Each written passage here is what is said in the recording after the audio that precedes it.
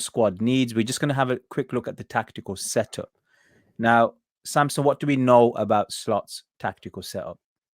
So I think one of the core components we got to start with is the build up, and I know that's almost like a buzzword these days. Whenever you talk about a manager, especially some of the new managers that have come in, like Maresca, like Slot, you start, what's the build up structure? And I think Slot kind of stands out from the rest a little bit because a lot of managers will favor 3-2 or 2-3 structure. He's a lot more aggressive. He favors a 2-2 structure, so a lot of importance is on the center halves and whoever the double pivot is. And when I say double pivot, that could be a fullback inverting, like we saw with Gertrude at Feyenoord. But we've seen in the preseason, he's basically used 2 central midfielders there and had his fullbacks out wide. So it'll be interesting to see what journey this Liverpool team goes in terms of that build-up pattern. Yeah, I think what's particular. Now let's break down the squad that they currently have. What options do they have that suit that system, and which players are going to not really fall into what Slot needs? Yeah. Okay. So moving on to the CDM position. Again, it feels like a lack of real depth here, I feel, in the number 6 type of role. I mean, you've got Endo there, who I think acquitted himself generally quite well last season after a rough start. Looked very shaky, though, in the first sort of preseason game. And I know it's preseason, but it does raise question marks as to how compatible he is to the technical demands needed of a deeper lying midfielder in a slot-based system.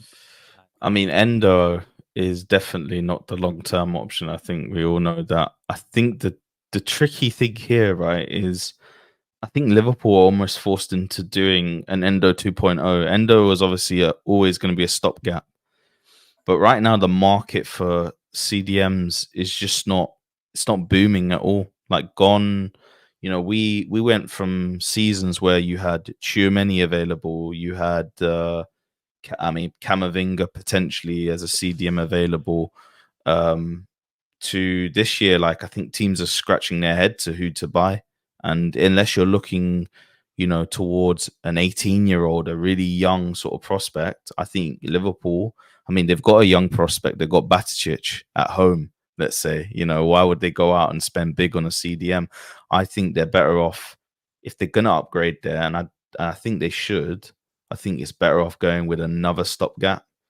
In terms of the central midfield situation, so it's quite similar because he plays that double pivot, like box midfield. The 8 in this system is kind of also going to have to play quite deep and be quite comfortable in deeper areas, as well as have that ability to sort of drive forward and get that team sort of transitioning up the pitch. So obviously in UEFA, Slot had a player who kind of did it all. Like he could pick up the ball off the centre backs, he could drive forward with the ball, he could control the game as an 8, and at times he popped into the final third as well. So you're going to need quite an all-round player here. Curtis Jones, based on profile, kind of fits that mold.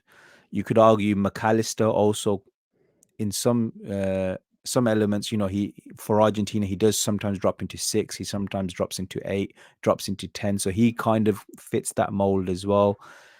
Are these players the right players for this 8 role? It's hard to say because I don't think I think when you look at both players, I think the tools that McAllister have, there's a lot of tools that he has that will be really useful. But I think one of the biggest drawbacks might be pitch coverage. Now, Curtis Jones, is he going to be such an upgrade on that? That's going to, make it so less so of an option. At the moment, it's probably going to be them two dueling it out for that position. I assume that McAllister will probably be favoured at the beginning. But if I'm picking out of the two of them to play that type of role, I probably want Jones to be doing more of the deeper build-up. And that would then allow McAllister to almost have the free reign and freedom to move further forward. And I don't know if you agree, but I think McAllister's game evolves so much when he's given that free roaming, role where he can pick and choose when he wants to drop and then choose when he wants to go forward. I loved it last season when McAllister was sort of in that inside left sort of Mezzala type half space, and then he was almost the architect of their final third play, and I felt like he went up levels in that position. I think in our McAllister video, we said he's got the vision, but does he have the assist making numbers that really reflect the talent he does have for spotting a pass and the feel he's got for a pass?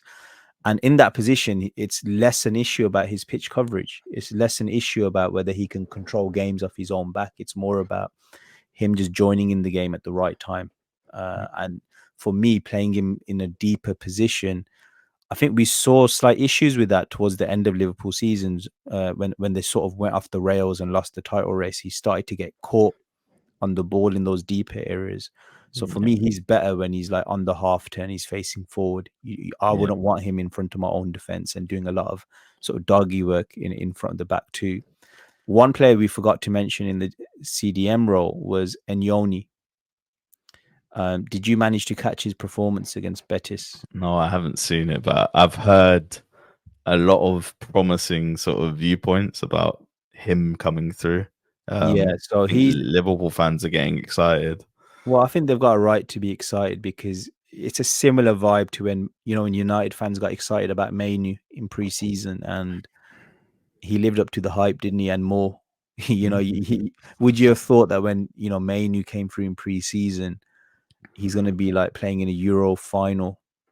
Like, do you know what I mean? Like, it's crazy. Yeah, crazy the rapid progress. When I saw him on them crutches in pre-season last season, it didn't hit me at all. I just thought, oh, that's a shame. Slows down his development, but I didn't deep it that much in terms of the impact he'd have. Yeah. So obviously, we don't want to go straight into Man United territory, but obviously, for Liverpool fans, I think they've definitely got a right to be excited about Enyoni, and he could prove to be a homegrown solution to that sixth role. One existing midfield option which we failed to touch upon was Ryan Gravenberch. Now, we've seen in the last two pre-season friendlies that he's been incorporated into a role into the deeper lying midfield role in that sort of 2-2 structure, and he's come alive a little bit. He looks comfortable in that role. He's quite good at being press resistant. He's quite efficient in his usage of the ball. What's particularly stood out is his long passing. By playing in this deeper role, it allows him to stretch the play because Slot, remember, he wants his football to be quite direct in terms of, yes, it's possession based, but it's fast pinball possession. It's not like a Pep Guardiola patient style of passing backwards and forwards. Slot wants that ball fired into the forwards as soon as possible, ideally along the floor.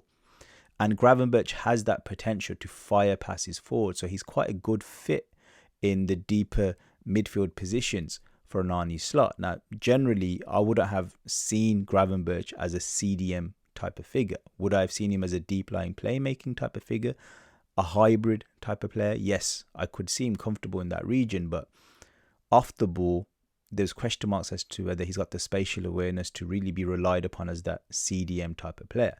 However, if Zubimendi comes in and you play a Gravenberch next to him, that's two players who are quite well-rounded, good in the deep lying playmaking, and together they'd probably have enough to be defensively quite astute.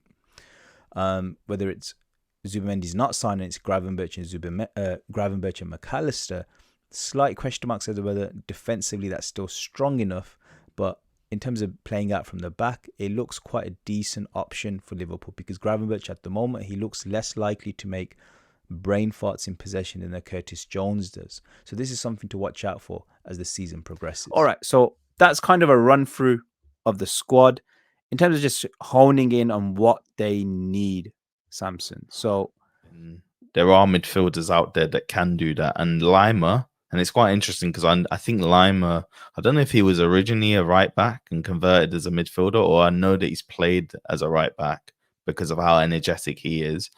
A Konrad Lima, of course, he plays for Bayern Munich. Like, it's going to be hard. But let's be honest, Bayern have to sell players. We're seeing them sell De Ligt, right?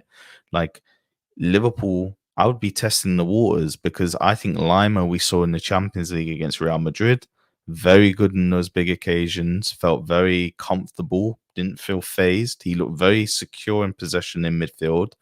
He looked like a guy that was always showing for the ball to receive, moving forward, coming back when they needed cover. I think that would be a really good option for them. Then you've got maybe a bit more budget options, which would be like a Veerman. But my worry with a Veerman would be the energetic aspect of it.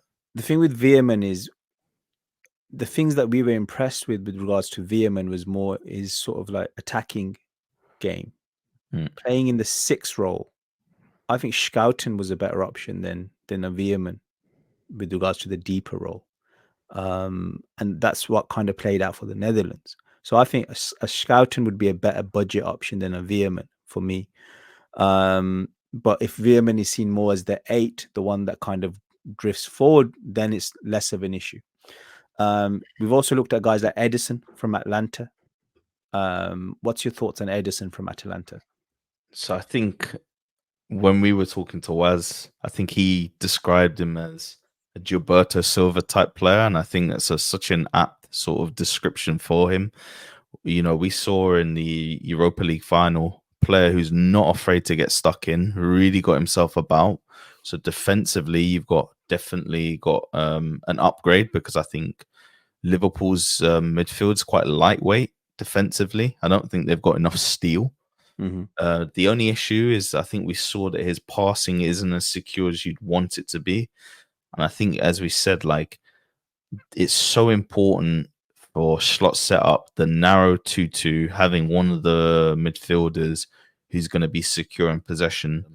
Another name that's been linked to Liverpool is Morten Frendrup. Now, myself and Waz had a look at him. You know, he's someone who wins the ball with ferocity. He's got good positional IQ. So he's a bit of a ball winner, but also a sitter. And he's quite nippy and agile on the ball. He looks coachable. And he probably cost £20 million. So I think someone like that, who's a bit of a punt, but it's like 20 million. So it's not a massive amount of money. I think instead of targeting like a Belieber type option, who'll probably cost a lot of money, I think for now, based on where Liverpool squad is right now, I think they need to kind of gamble on the youngsters, as well as maybe getting a budget option for that CDM position.